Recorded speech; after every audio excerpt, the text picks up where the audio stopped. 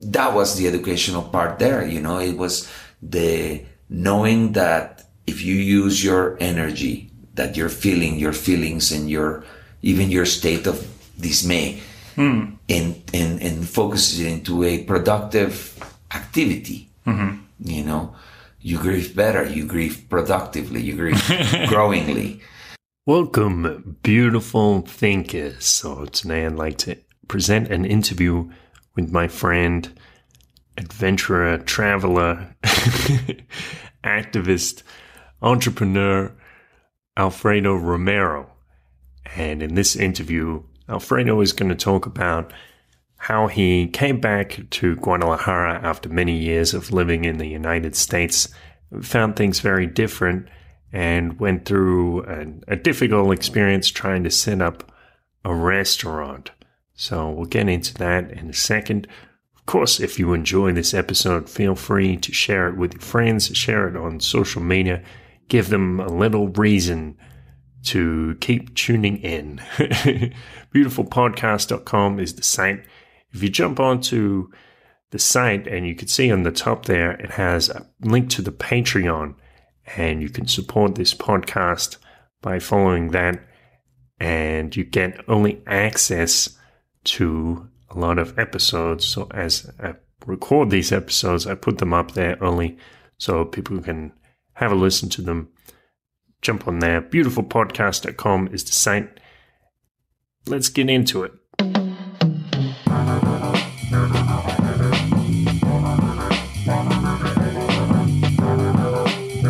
This is a beautiful thought. I'm here with my friend Alfredo Romero, and he's going to tell us a story of adventure, the story of coming home to find your home very different to when you left it. How are you, Alfredo? Hi, Kurt. I'm well, thank you. Good. So the story begins when you were working as an immigrant or expatriate in the United States, and you're about to buy a house with a woman, right? That's correct. I was working in the mortgage industry, and one of the homes that my boss bought in a foreclosure was sold to me and to the girlfriend I had at the time. Her name is Shannon. And we got our money together, and we put a good down payment, but we bought the house at the current value of the place, and that was where it got tricky, because we didn't know that in just a few months the market was going to crash. So this was in 2007? 2007. Yeah. Okay. So what was your relationship like with Shannon? It was good to start with. She's a pleasant woman. She's a teacher. She is intelligent and educated, which is one thing I very much like in women, Yeah. But it got weird after a while. Part of it was the stress of we bought an almost $400,000 house that is not going to be worth $250 or something like that. We just fixed this house and put a new kitchen and and remodeled it, put a roof, and now we're at a loss, immediately, instead of getting more value out of it.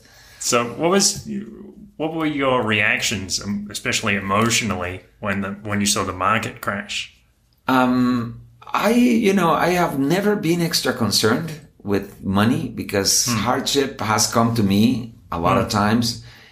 And for some reason, maybe God likes me or something, I have been able to get out of that. And I've always come back, even though sometimes it takes longer than others, which is a tough thing. All right. So you took it pretty well. I was fine. I was like, we'll work. We'll just keep working. We'll just keep paying for this. And she was like, oh no, the world is over. That's it. We're done. We should just walk away from this and take the loss and claim bankruptcy. And I was like, if you like, You know, I like this house very much. I think if we work and we just keep paying it, eventually it'll go back to its value, you know, in 10 years or 15 years. Yeah, yeah. And, you know, so I was like, you know, the bubble is artificial anyway. So, Yes. you know, we'll be okay. We just keep paying it. We know that we could. That's why we enter it. Yes, yes. And she was pretty stressed about that and wanted to, I think in a certain way, because it was my idea to buy the house. She felt that it was my fault that we ended up in this situation, and that's possibly the reason why she started changing her attitude towards me. Right. You know, Or did so she get passive aggressive, or what happened? I'm not sure how to describe it. It's just in the morning she might love me, in the afternoon who knows, and in the evening she'd hate me. You know, and started hanging out with her other teacher friends and like trying to not spend time with me. So at first I took it well. I was doing my own thing, recording my music in the garage, hanging out with my boys and stuff like that. But then when I noticed it was getting to be too much, it's like, well, what am I doing here? You know? Yeah. So what happened then? You like just broke up, the relationship fell apart? Or during this period of time from when we bought the house to that, I opened this business. It started as a sandwich shop, and then we evolved this into a catering company and a restaurant consulting company. And we did very well with that. We started doing a lot of those private caterings where you go to a person's home, they have 6 people for dinner, and we cook and serve them.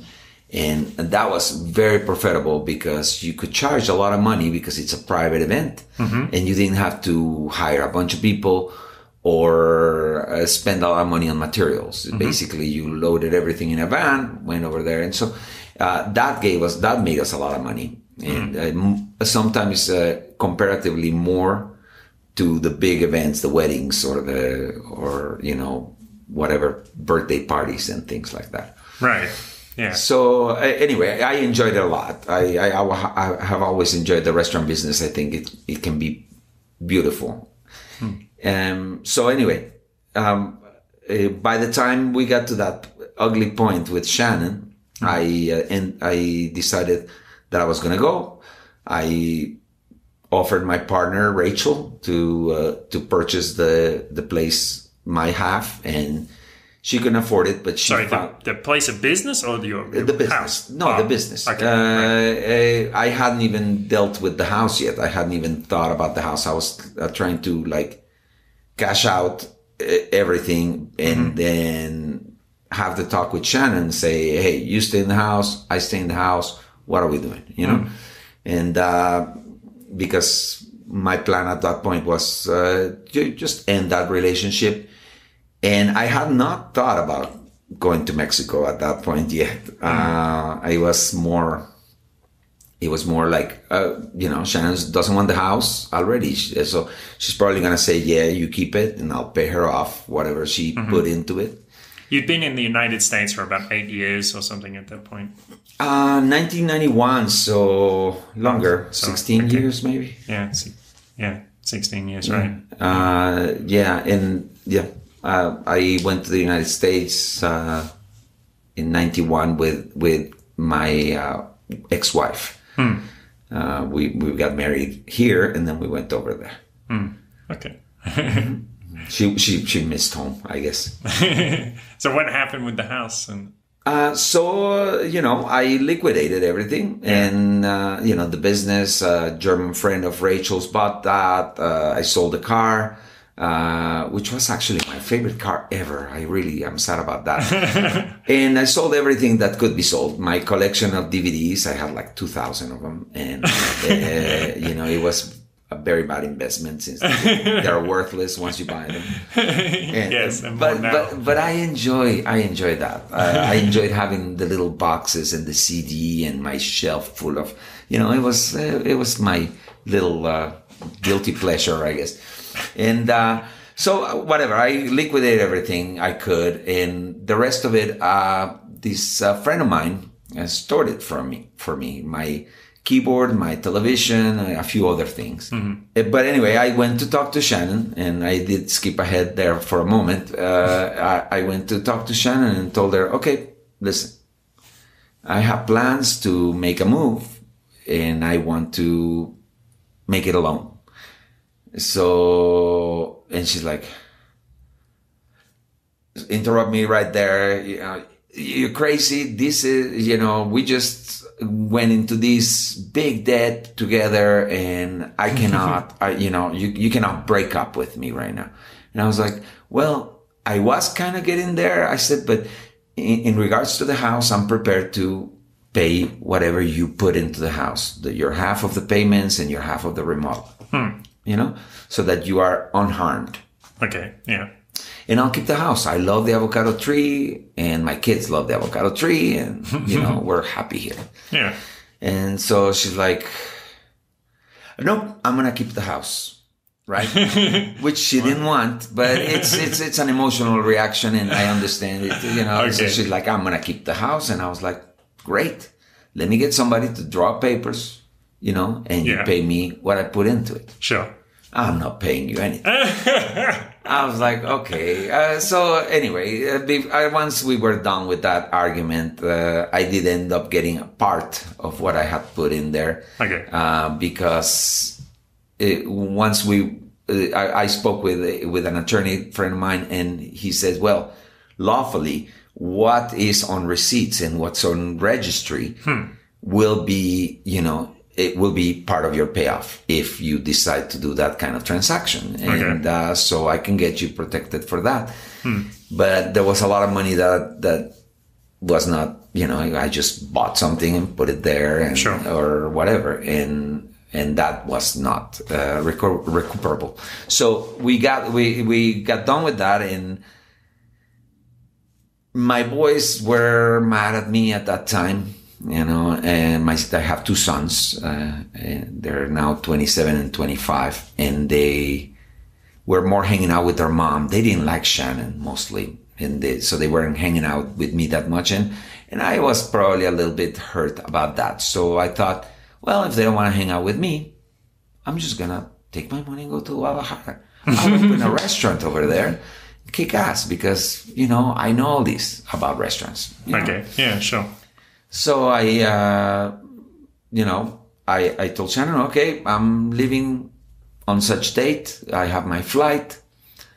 I don't think, maybe she didn't quite believe it, but then we liquidated all the money part. I signed the house over to her, and she did keep my dog and my cat, but it's okay. They were family with her dogs too. So it was fine. And then I flew to Guadalajara with nothing but my backpack, and all my music stuff was shipped on a boat, apart from me. On a boat? On a ship, yeah. On a from the US to Guadalajara. Yeah, I took him to Long Beach. It's the best way to go. You skip the middle guy that takes them to Long Beach for you. Okay. And they put him in a box, like a crate box, and all your stuff together, and they charge you a flat fee for that, for the space. It cost me maybe $1,500, something like that at the time. Right. And my stuff was probably worth about $1,500. But I love my stuff. It was my keyboard, my guitar, my stuff. Yes. So anyway, I sent it over, and I flew over, and I got here, and my mom and my brother were waiting at the airport, and they were shocked to see me after probably a good 20 years of not being in Mexico. This is a little bit later from the market crash. It's 2010, and that's when I got here at the end of 2010. So how had Guadalajara changed? Well, the first thing I noticed is you get to the airport, and from the airport to the city, there's no break. It's all built. That was a big shocker for me, because to go to the airport, you had to get out of the city for a while before you got there when I left. Yes. And I did notice also it being dirty. It used to be a very clean city, Guadalajara, and I noticed that people was careless with it. Graffiti everywhere, dirty everywhere, and not the pretty graffiti. The scratches and the lines with no sense. Sure. And instead of like beautiful art, I go for those. Yes. But anyway, so I got to Guadalajara. My mom had moved from where she was living to another house over by the Periférico, on the edge of the city in the north. And so I stayed with her and my brother. My brother couldn't handle it very quickly. He had already made arrangements. Like almost when I got there, he was already going to move somewhere else. So they would be, because he probably just didn't want to live with that many people. And I. So how did you feel coming back to a city where you grew up and now you see it's so different? It's not the place that you left. How do you feel? I'm not sure right at the moment, but there was because I was relieved of getting away from an ugly situation with my ex-girlfriend, where we were. I mean, it got so heavy, like. To a point where I was going home and I would feel this like heavy weight on my chest, like nervousness, because I didn't know if she was going to be nice today or not, and so I came to Guadalajara and it was, a relief. And I was very happy to see my brother and my mom, and it was all hugs and why don't you cut your hair? I used to have it long at the time. And, so anyway, we went to the house and some family came over. Everybody was very excited to see me because it's been 20 years since anybody saw me except my mom. She came a few times to visit. And so next thing I know is, okay, I'm going to go look for work. And my brother said, no, why hurry, man? You just got here, relax. It's like, go to the beach, do something fun. I was like, no, dude. I said, I want to work. I want to work now. I want to do something. I came with these batteries on that, I was like ready, to do something great. Yeah. And, so anyway, I looked into possibilities. I saw a lot of problems with my line of work that I wanted, which was restaurant or food related business. And because there's a lot of corruption in that, there's a lot of, you have to pay off to get a liquor license. You have to pay off to get away with the stove the way it is, instead of having to like spend a ton of money to modify the building, and so on. And so, I felt at that point, I felt a little bit inadequate in my lack of knowledge of how Mexican business works, because I was savvy in California, but I get here and I was like, evidently I don't know anything, It was like, oh crap, everything works differently. And because the city has grown so much, not grown up, maybe grown up too. It was, how would you say that? It was, just, humbling and a little scary. And so I decided to go with a different direction with my business. But, before I did, this, husband of my cousin, had a restaurant, and he started asking me questions because he knew I was a restaurant consultant before. And so he started asking me questions about, hey, can you come over and do a free dinner over here at the restaurant, and just, you pay for it, I'll refund you, but come as a customer. I won't even know you when you get there. I was like, sure, it's we do that all the time for restaurants anyway. Mystery shopper, that kind of thing. And so I went over there. I found the restaurants heavily lacking in a lot of ways, and so this is meant to be a fine dining experience. Yeah, this was a restaurant that was, and fuck the guy, but in respect for my cousin, I won't say the name, but it was in a prominent area with prominent clientele, Sure. and it was a fine place with people that paid a lot of money. It was very expensive, and the place was just dirty, badly ran, and later on you'll find that full of theft. Yes. And stuff like that. So anyway, I gave him a report. He was offended and argued about it, but I think it sunk in after a certain period of time, and because all restaurateurs, I mean, I got fired from doing a consultation to one restaurant where I said, well, this is unlawful. You're violation right here, violation right there, blah, blah, blah, blah, blah. And she's like, get out of my restaurant. I was like, okay, bye. Yeah, so I'll send you the bill. Yeah, no, she had paid already. So, and I was like, okay, bye. Yeah, and restaurateurs are very proud of their thing. It's a very personal type of business. Yes, the person that most of the person that open. Yes, when you're making food, you feel like you're putting something of yourself into it. Very much so. And usually artwork. There is one of the owners is this great cook that just loves the art or is being cheered on so much by other people that they know or they feel that they are good. But that doesn't mean that they know all the regulations. That doesn't mean that they know how to run a multi type of restaurant. It's not. Yes. How do you say that? It's a multi. Well, you have to know business. You have to know law. You have to know. Yeah, multidisciplinary. Thank you. That's the word. There's that book about it called the E-Myth, which is very, very interesting, talking about how most people think if they go into business, like somebody tells them, oh, your cakes, your pies, they're so good, you should sell them.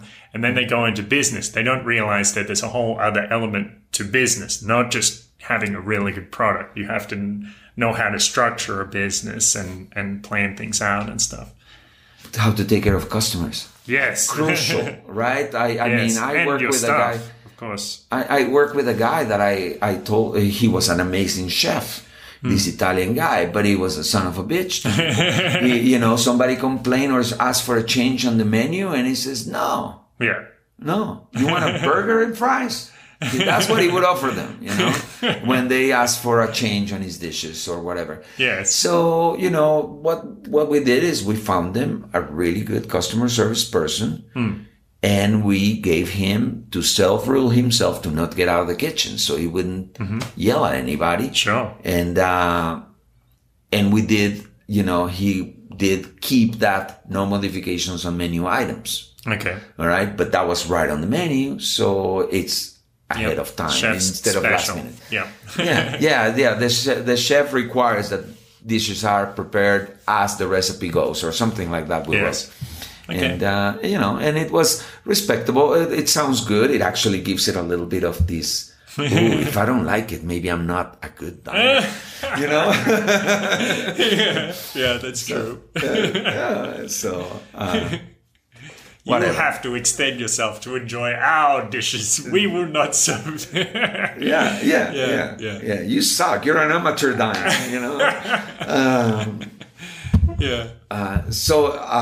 Sorry. Yeah. So in Guadalajara, I would have loved to do that because I am good at both things. I'm not that good at kitchen, truthfully, or I'm creating recipes. I know a few because somebody else has made them and I know about them. But to make my own recipes, I never tried it. But I'm really good at running a restaurant and in the business part and the customer service part. So, I could do that. And then, anyway, somehow this guy just reeled me in, into becoming his partner. Okay. And, so it wasn't good to be his partner. Well, I guess you found out later. Yeah, it was good at first because, basically, I mean, I put certain conditions to running the restaurant. I said, I'll put my money on a restaurant that's clean. Where people respect the fact that they're working. That means, no cell phones, not extra breaks in front of the guests smoking. Sure. Or things like that. Run it like a real fine restaurant. Yes. But you say he reeled you in. Did you, now looking back, do you see it as he manipulated you somehow? He charmed you? Did he present this false vision, or what did he do? I think that's just it. He presented me with this, we've got an abundance of money. Your money will be welcome, and we'll use it in this and this and this way. And, and we'll make this the best restaurant in Guadalajara. Okay. And let's do that. So he was talking a big game, and it was, in the end, maybe it was. He had no interest in the restaurant being really good. Uh-huh. He just wanted to make money. Okay. And he didn't care that the restaurant was good or clean. Why did you believe him? I think it's because I believed in my family, my cousin, who's this girl I knew when she was a little baby. I was already a young adult, but she's with him, so I'm thinking the guy must be okay, because I know her. With a good recommendation, like your family's willing to spend their life. And my uncle, her dad had given him seed money to start the place up. Okay. And his father had put his house on a mortgage to give him money too. So both parents gave him money to start the restaurant, so he would be a productive young man and marry my cousin. And but at the end the real story is completely different. He at a certain point he's fighting on a lot of stuff. I find theft, the good old trick of throwing a bottle of Buchanan's in the trash bag and then picking it up after the restaurant's closed before the trash is picked up. Or we have a little chute where we would throw the bags, and sometimes I went downstairs and on top of the bags there were 5 pounds, 10 pounds of beef wrapped up in plastic and just thrown on top of the bags, or bags of avocados or whatever. We caught these.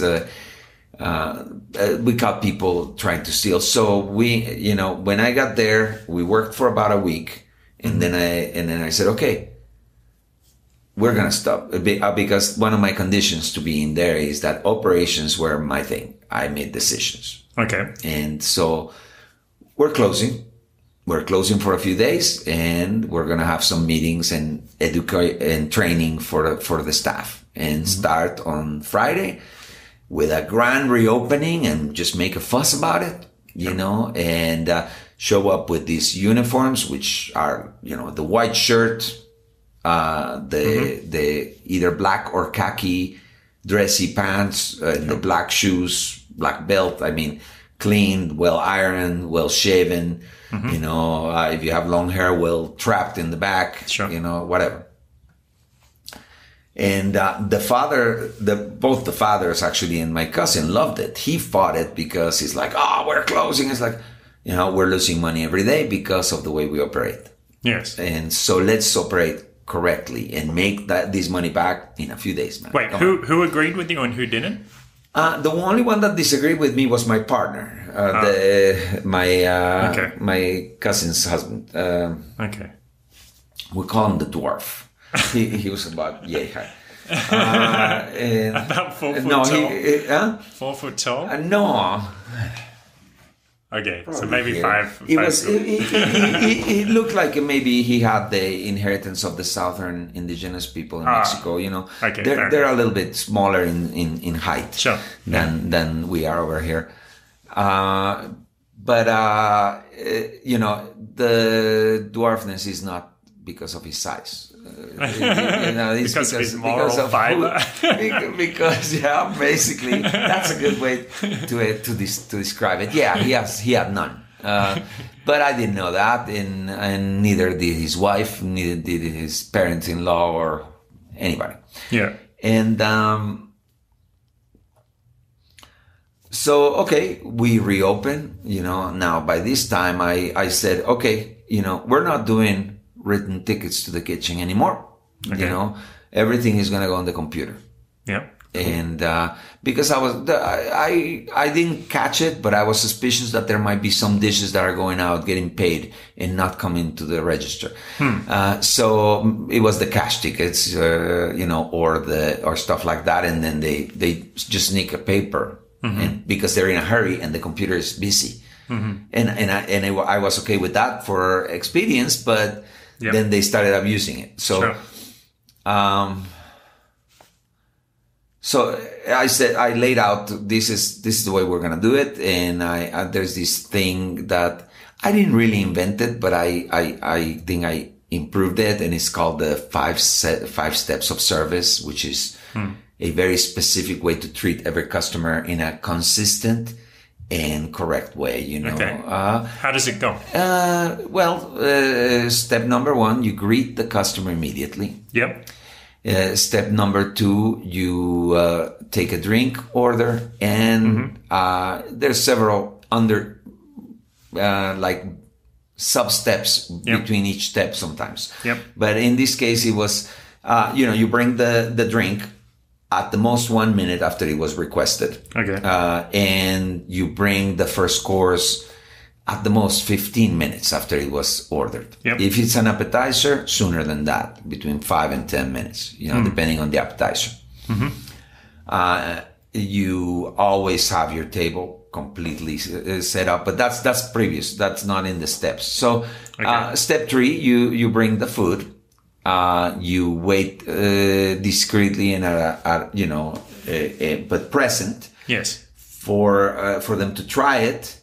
And either give you or you ask them, everything is prepared to your liking. Yeah, wonderful. Leave you alone. See you later. Step number 4 was to always offer a specific dessert. Okay. Not like, I don't know, the corporate guys that, do you want a dessert? No, it's more like, hi, today the chef prepared this cake and it's blah, blah, blah, and blah, blah, blah. Yes. And it has this liquor in it and so on. Right. And it is amazing. We'd like to share it with you. How many should I bring you, And how many? That's a beautiful sales. It's not a question of whether you're going to eat it. It's a how many. Yeah, it's a yes or yes answer, man. Exactly. The alternative clause. Yeah, that's good. Actually, somebody... they didn't do it quite like that, but I went to this new restaurant on Calle Libertad the other day, and they're like, well, we have this flan, it's homemade, it's got nuts on top, and this, and is that how he described it? Yeah, he painted a much better picture than I'm doing, but I was like, all right, I'm sold, bring me that flan.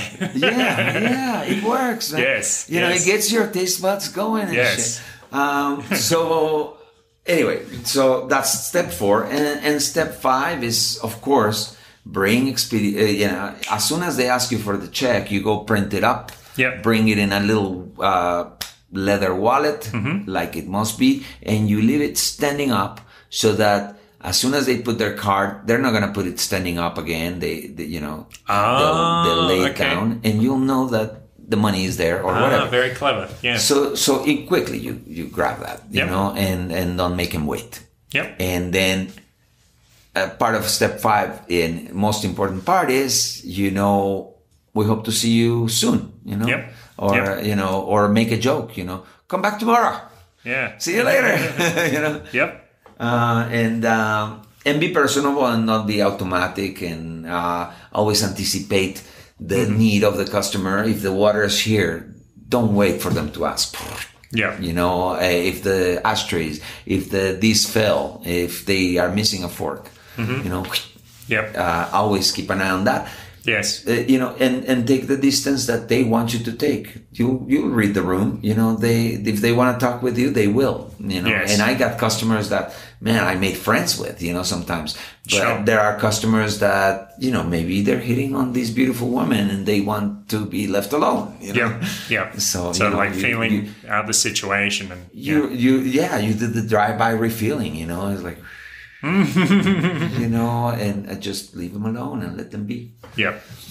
And yes. So this is interesting too, because I guess if people live in the United States, they have this really high standard of customer service that they expect. But Yes. in a lot of the world, that is not common. I mean, even in Australia, it's pretty good. But it's not that crazy standard that they have in the US. And in most of the world, it's like you go in and they'll be like, yeah, what do you want? We'll bring your meals out at separate times. Maybe your meal comes first, and then the drink later. Yes, and then the drink comes after you finish your meal, and and you have to ask 3 times to get your order. Forgot to bring your bread. So when you have this really high standard, well, especially here in Mexico, you walk in, that you get that kind of service. You'll be like, wow, this, I can't believe that they're so attentive. Yes. Yes. And not only that, this, usually people that are willing to spend a couple $100 in a dinner in Guadalajara. Yes. Will be people that have done it in other places. Yes. And they know good service. Yes. So you treat them well and they'll be back. Yes. You go over there and you see the place is spotless. Mm-hmm. And your reservation book is neat and organized. You have a person at the door to welcome them that is professional, serious, in a good mood, happy, and never ever on the phone. And, it's for them, and hi, how are you? How many people should we bring? Should we get you a table? Do you have a reservation? Whatever you need to ask. And from the moment they enter the place, they'll be back. Yes. That's what you want. Yes. And so I like that. I like that. I think it's a part of selling, because I've always been a salesman in my life, but this is a part of selling that is pleasant. You don't need to twist arms. You don't need, what you're selling is that coming back, is that friendship of the client. Yes. The whole atmosphere. You're his dining room and they're home with you. Right. Yeah. Because they'll be back. They'll be your friends, man. They'll invite you to have dinner at their house. They'll be friends, and that's beautiful. That's a good sell right there. Yes. So that's it. That's my pleasure of gastronomy, Right. Yeah. So was that dream realized in that restaurant? Yeah. Main course was called, this place was a sandwich place, just regular sandwich place for people to have lunch during work hours. That's what we started. Because she and I were in the... Wait, hold on. This is the place back in the US, or the place? Yeah, the place I'm mentioning is in the US. I'm sorry. Okay. I thought that you were asking me about that. No, I meant when you came back to Guadalajara and tried to implement everything in that fancy restaurant here. We got to the service part because I'm glad that you bring me back to that, because that's a very important part of the story. So we had these meetings, and the first meeting is like, okay, here's the way it works now. Complaints. Like, all right, who doesn't agree? Boom, hands. It's like, well, you can stay or you can leave. This is the way it is now. Yes. They left some.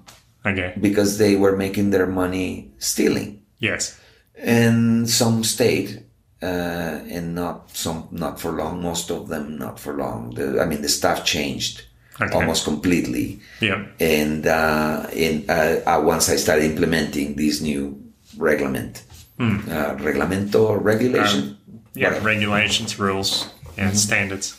So, show up, when you punch in your card, you have to already be in uniform. And you have to be already ready to take a table immediately. Sure. Otherwise, don't punch in, Yeah. If you punch in and you go have a cigarette, you're not ready to have a table, Yes. And So that kind of thing. Just run it really neat, less staff so they make more money, and less like floor staff and so on, and a tip pulling that was fair, that left my salespeople, the waiters, really with good money every day, but let the other guys also feel the love, and get some extra money that way, and they're happy to, and pay better the kitchen. I did increase their pay because great. I can't believe people work for what they work for. It's fucked up. Especially in a good restaurant, sometimes it's a bit alarming. We're all making money. Yeah. Why is that? Yes, it's unfair. And they're working hard. Those guys work so hard. And they were good. We had a good kitchen. Right. So the restaurant started working better. We started opening in the morning because this was a fancy restaurant that only opened at 5 p.m. until 11, I think, something like that. We started opening in the morning, and our chilaquiles were not just chilaquiles. They were prepared. They had a little bit of a little branch of leaf, decorative leaf, edible, and then really what kind of leaf? Cilantro, oregano, depending on what we have. Okay. And, I'm starting to imagine. Yeah. Oh, yeah. It's not California. For people who don't know what chilaquiles are, chilaquiles are almost like breakfast nachos, like fried tortilla chips with salsa. It is. It is, and it is a very it's a very third world country meal. It is. It's cheap to make. Yes, it's like delicious. The tortillas are going a little stale. How can we make this into something cool? That's probably how they came about. Yes, it's like almost that's how croutons came about. Right. Or like French toast. In France, they call it stale bread. Pan perdu. So it's like a Mexican French toast thing. I went with that because I want the people that I thought might come to that area would be people working around there, and they might want some scrambled eggs or some omelets or some chilaquiles. But I'm telling you, it was not like like you get here with Doña Lupe. These are the nice chilaquiles. The sauce is pretty and well spread, and the additional sauces or whatever condiments you need are in little pretty plates put in front of the other plate. Like nice. Yes. And so we started making money on that, and then I started putting a special for pizza. We had a brick pizza oven. A special for fish, and because we found a good distributor of ahi and yellowtail and some of the fine fish, and then I would put like a pasta special as well, and that called a lot of people. There was this guy that just come over and have the special, didn't even ask what it was, right? And I had the guys before the shift. We would eat it. Try it. Everybody get a fork. Everybody tries it. Get a description from the chef. Sometimes right on the spot. Okay, you describe it for me. What do you think about this? Then we had the wine vendors come over and, they'd give us a few bottles of wine because they know we'd buy a bunch of them. And then we try, all the waiters try them. And I had them think that they were deciding on what wines we were buying, not always, but in a couple of times we all agreed, nice wine is nice wine. So things like that, and people started being happy at work, and moving, and we had a good cleaning crew at night that they never had before. They didn't have a cleaning crew at night. It's like it's a restaurant. So that was an extra cost, but we did make enough extra money to make it worth it. So then the guy, one day, the guy disappeared, my partner. He just didn't show up. Even though the business was going so well, we're starting to make more money. Yeah. Yes. Yeah. Yes. And the guy borrowed money from his father-in-law, borrowed money from a few other people. And right before he disappeared, he emptied his and everybody's account that he could, include the restaurants. And so including your money. including my money, because whatever I had of money left in cash was for expenditures on the restaurant. Yep. The rest of it was already in equipment and dishes and so on. Yes. So, but he was running doing the payments, paying the taxes, talking to the accountant, blah, blah, blah. He was doing all that. The accountant, when I contacted him, after the day he doesn't show up, of course, I call his wife and she's like, I am worried he didn't come here. I was like, oh crap, and, okay, well, call, she's like, I'll call around, you open the restaurant and I'll call around and I'll find him for you. So I was like, okay, well, she didn't find him. And so after a couple of days that he didn't come, we had already reported him missing to the police. And we had she had come to help us in the restaurant. My cousin and his brother had come too, a couple of times just to help us open the door, close the door, because I couldn't be there at, 8 a.m. or 7 a.m. and at 1 in the morning as well. And anyway, so now I'm worried, because I thought something happened to him. But I thought he was kidnapped or something. Yeah, but I didn't think of looking at the money for 3 days. Wow. Because at that point then, I needed to buy stuff. Yes. And the chef made the shopping list, but this fella had to give him the money. Yeah. So I called the accountant. I said, hey, do me a favor, man. I'll pay for your time if you need me to, but come over and, help me straighten up the money over here at the restaurant and blah, blah, blah. And he says, you fired me, man. You fired me. Why would I do that? I was like, when did I fire you again? 2 months ago, you said you were taking over. You said that you wanted your partner to take over. Luis is his name, by the way, the partner. And you told Luis to fire me because you wanted Luis to do my job, the accounting. And I said, well, Luis can't be an accountant. He's not an accountant. I said, I didn't know that. I didn't know he fired you. I said, so please come over. Let's have a talk. I need to know what I don't know, Yes. And, so he comes over and he's like all gloom, man. He's like, there's no money in the bank account. He says, there's no money in the bank account. It seems like a problem. He says, maybe they kidnapped him and made him withdraw it. Yeah. I don't know what happened. Okay? Right. And I said, okay, well, we did report him to the police, missing, blah, blah, blah. I explain all this. And so then that's when the coins start falling down on my head. I was like, it's like, oh, fuck,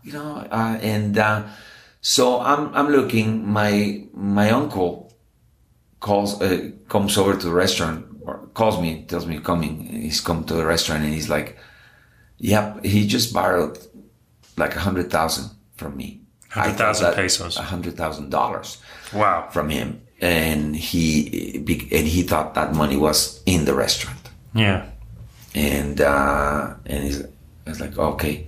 I said, well, tell my cousin to check her account. And that's when we realized, yes, the first thing I really thought, when the accountant said somebody kidnapped him, I thought, they're like with a gun to his head and emptying the account. Yes. But no, he actually took off with the bartender, was a really hot chick, and left for Pennsylvania with all the money, about $500,000 that they had. And what did you feel when you realized that this is what had happened? it was one of the biggest letdowns in my life. And they feel the same, the little ones and the big ones, in my opinion. You know, little letdowns are just as ugly, but they're all ugly. It's, oh, man, I felt so hurt and so offended because, you know, this guy didn't know anything about restaurants. Just, I thought him so much. I shared freely with him, like, you know, just so that he would know everything I know. Yes. And he, on the meantime, was feeding me bullshit, you know, with one hand on the back. And I didn't see it. You know, I didn't see it, man. You know, and maybe I didn't want to see it, but whatever, you know, it's just, you deposit, you feel like this vulnerability of giving people your trust, you know, and, you know, they return with a punch. And that was very sad. And, you know, and it also, I mean, he got my uncle, my cousin, probably his parents too. They didn't tell me anything about it. But what do you think hurt more, the money or the personal element of it? Like, this person was willing to, you know, I gave this person so much of my time and my experience. Both, I mean, but yeah. first the offense. Yes. And then the money, because then I needed the money. Right. Yeah. So yeah. Of course. Yeah.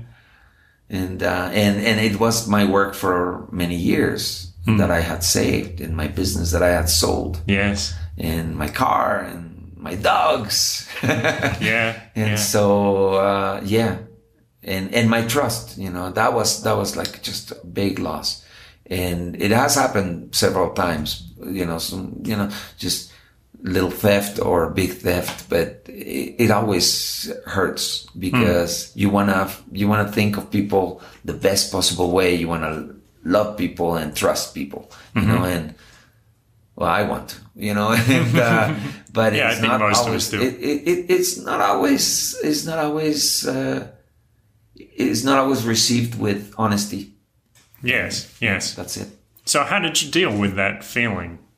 Like that feeling of betrayal, disappointment? Well, you know, I think that because it had been such a benefit for me from coming to the United States to Guadalajara. Yeah. And not going through that heavy grieving of my girlfriend, whom I liked a lot, but she just didn't treat me nice, so I didn't stay. But I loved her. And so, but I didn't grieve heavily because I was in a new environment with new situations and new things. And I think that when I got this, I just decided I wasn't gonna stop. You know, there was a point earlier in my life when I stopped. I lay down on the couch watching movies and did nothing. You know, and I probably was a depression that I didn't know that I had at the time. But this time I didn't want to go there. I wanted to like just keep going. What am I going to do? And I found me a horrible job at this call center for a few weeks. And I started teaching classes in English. And I started hanging out with the guys that were trying to help Temaca not build the dam over there. Okay. Because they're going to drown a city and the people want to stay in that city and they're not offering them a good deal for their land. And, you know, there's a lot of wrong. So I started getting into that.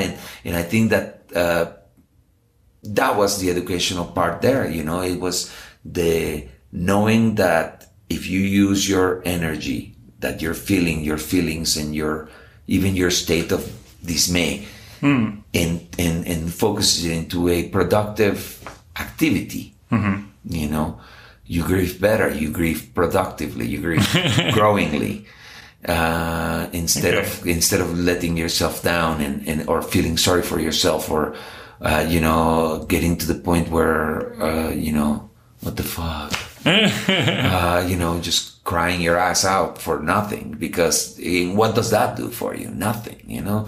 And the other did more for me, even though I didn't make money being an activist, camping at the Parque Rojo or whatever, you know. To give some context to that. I never had 10 pesos to my name, you know. To give some context, that was around like 2013, 2014 when they had those protests. was this started in when did Peña Nieto come into office? What was the year?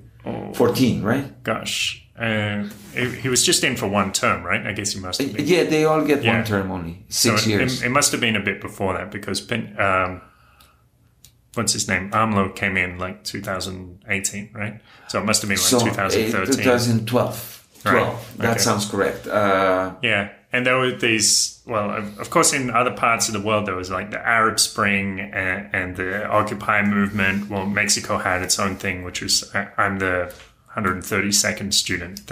Yeah, well, here's what happened. I came over, I met this wonderful lady whose boyfriend was a activist.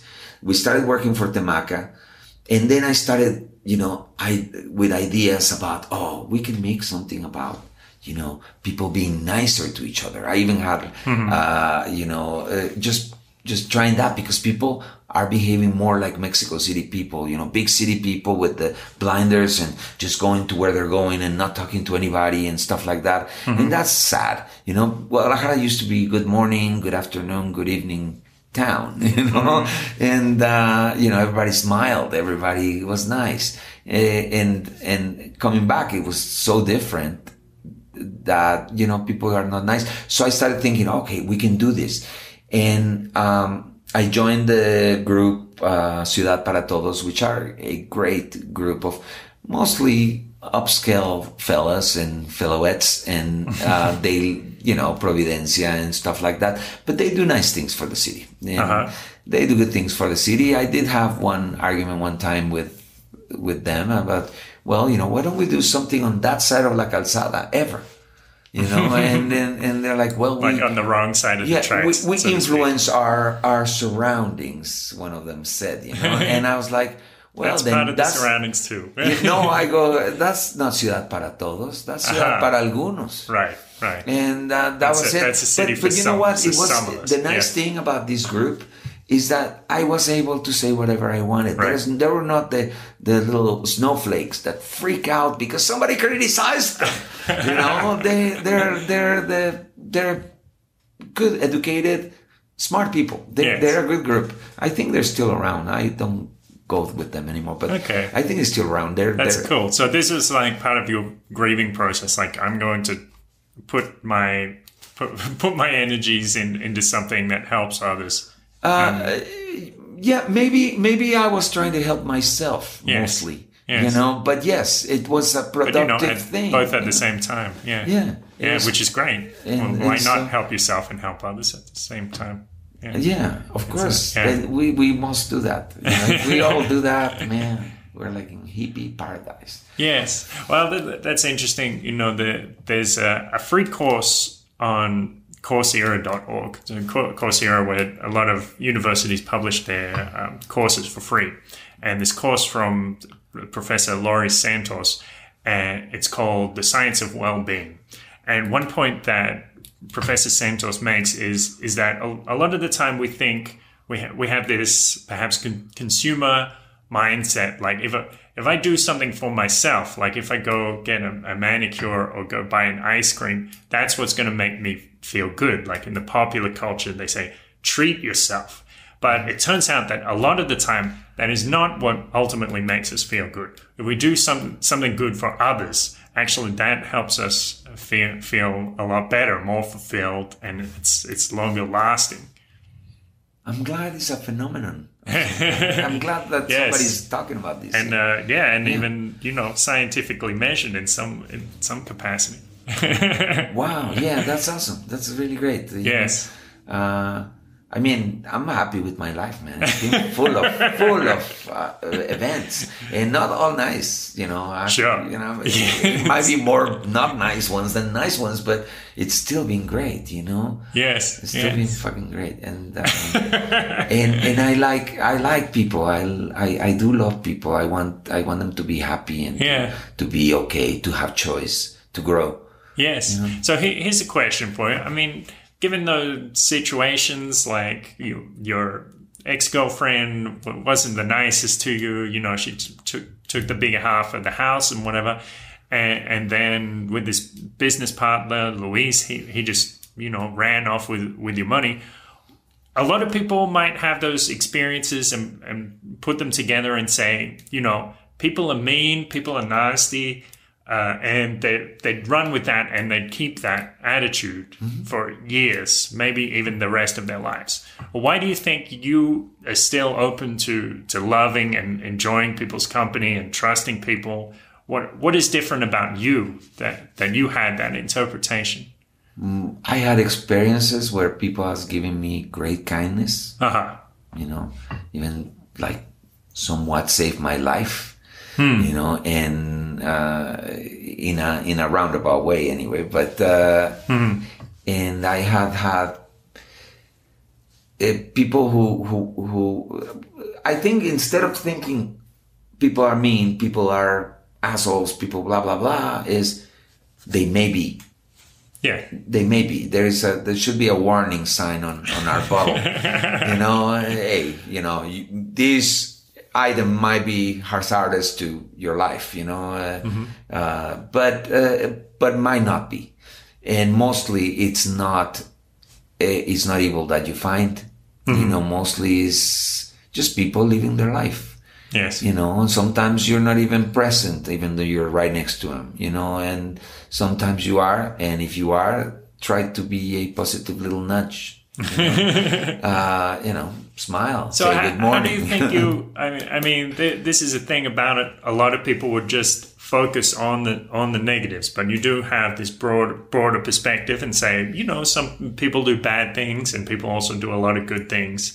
And there's, we can take it on the whole, and get this broader perspective. Why do you think you took it that way? I know it's not an easy question, by the way. No,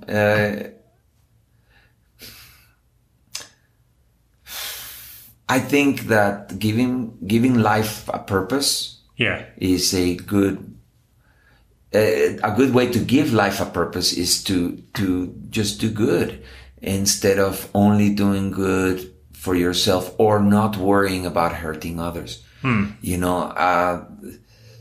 So is it like I haven't been like that forever, I was an asshole when I was a kid. Man, I was a salesman, high pressure salesman, money, made up stories like I was, to close a sale is like, dude, I'm gonna not pay my rent this month, Sure. And blah blah blah. I mean, I was a bullshitter and to women and to people, and I was. And there was a time when it drops on you that you're not a good person, right? And you're like, oh fuck, and I might not be a good person still, but every day I want to be doing good things, Yeah. And so it was kind of like you saw the cost of behaving badly, or you saw the cost of keeping bitterness or bad habits with you.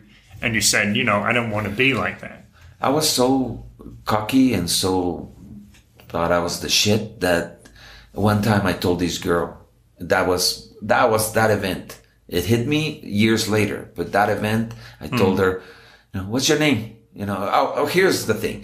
We went on a party and there was all these beautiful women in the party in Puerto Vallarta. My cousin, my friend Benjamin, and I went to this party.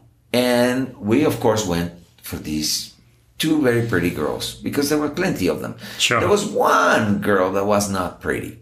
Okay. And, who am I to say she's pretty anyway? But at that time, this is how I thought, Yes. She was kind of short, a little bit big, and not pretty. And so we went, and here we go with our hot chicks. And, and I was annoyed at him because the girl that I wanted to hook him up with would have brought us like 3 or 4 more girls, That was, Sure. So, I'm like annoyed at her because she like hooked up with my cousin who is a nice looking guy, He could have done better, I'm thinking. Okay. And so I'm like, hey, what's your name? Sandy.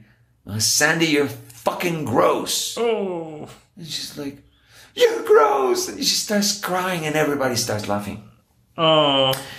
Everybody starts laughing. Her friends start laughing. And so, I I didn't know. Didn't even think about it. I mean, I probably forgot about it the next day. But years later, in a certain situation, which I don't remember, I remember doing this to her. And that was like, I ruined this girl. This girl might have saved for a long time to pay for that vacation. And at the very least, I ruined her vacation. Wow. At the very least. Yeah. And hit her hard and maybe harder than I even know. Yes. That's wrong. That's just, you can't do that. Yes. And so what did you decide when you realized that? Well, I just started being kinder. And I stopped being as good a salesperson because I didn't pressure people. I became softer, but softer is not bad. Yeah. Softer is not bad. It's okay. If you want to be a roughneck, go to the military, and over there they'll teach you to be. But, to be soft is okay. Yeah. What's good about being soft? But don't hurt others. When you rub against each other, you're not shark. Right. Yeah. Yeah, it's true. Yeah. Cool. So with this story, the problem with Luis now, having the experience that you do, what would you have done differently? Go to business on my own. Okay. Yeah, of course. All right. I mean, I could have opened a smaller place, maybe not so fancy, maybe not such a good location. But when you do good, people come, So you just invite the people that will give you good referrals. Yeah, sure. Okay. But you could, if you were going to go into business with somebody, is there something you would change about your thought process in deciding whether they were trustworthy?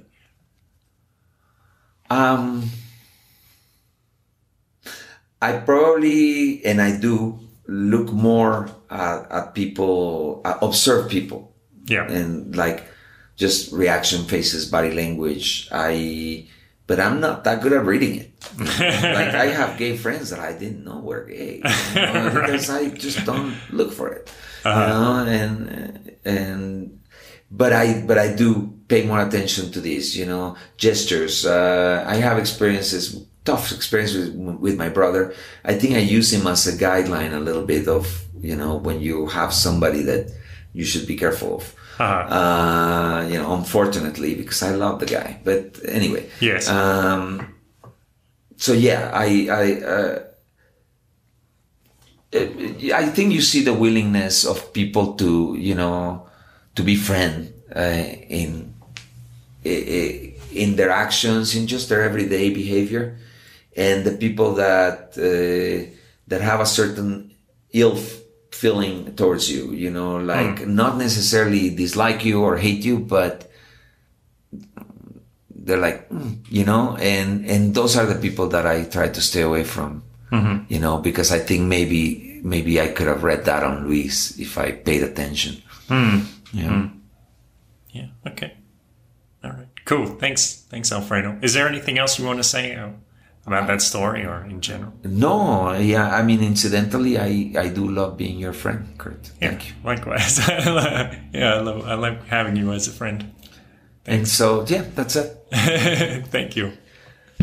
A beautiful thought. Thank you for listening. So I'd like to note that, of course, Alfredo talked a lot about kindness at the end there. And it's not just talk. It is very genuine. I've noticed quite a few times when we're sitting at a table eating lunch or something, somebody comes up asking for money or food. He'll say, well, why don't you sit down with us? Why don't you have some lunch with us? That's the kind of genuine, open, kind fellow that Alfredo is. And so, yes, obviously these experiences have been transformative for him so much that he's willing to give that part of himself and spend time with people and help them out. There is an interview with Alfredo, which is a bit more intense. Luke Radowski of We Are Change. Actually, it's kind of interesting. When I met Alfredo, it was in my own house. So I was showing Luke Radowski of We Are Change around Guadalajara, and I said, well, surely my housemate, Daniel Neufeld, the artist, who is a kind of node, or is like a hub. He seems to know everybody in Guadalajara. Surely he will know somebody interesting to interview. And so we went back to my house here in Guadalajara, downtown, where I was renting a room. And, well, we met Alfredo Romero. He happened to be there. That was the first time I met him. And Alfredo started telling Luke about the story of how he was kidnapped by police because of his activism. So that story is available. I'll put the link on the site, on the post in the site, so people can check that out and hear his story. It's the tragic reality that if police don't like people protesting, I guess, then sometimes they get kidnapped by the police and unofficially arrested, I guess, kept in a small room. And yeah, again, Alfredo doesn't let these things bother him. He doesn't let them weigh him down. He doesn't hold on to a grudge. He thinks about how he can channel that energy, just like he talked about, into something productive, or how he can just be kind. So I think that speaks highly of his character. So that's something to check out. I'll put the link in the post there. Most importantly, have a wonderful day. I'll talk to you soon.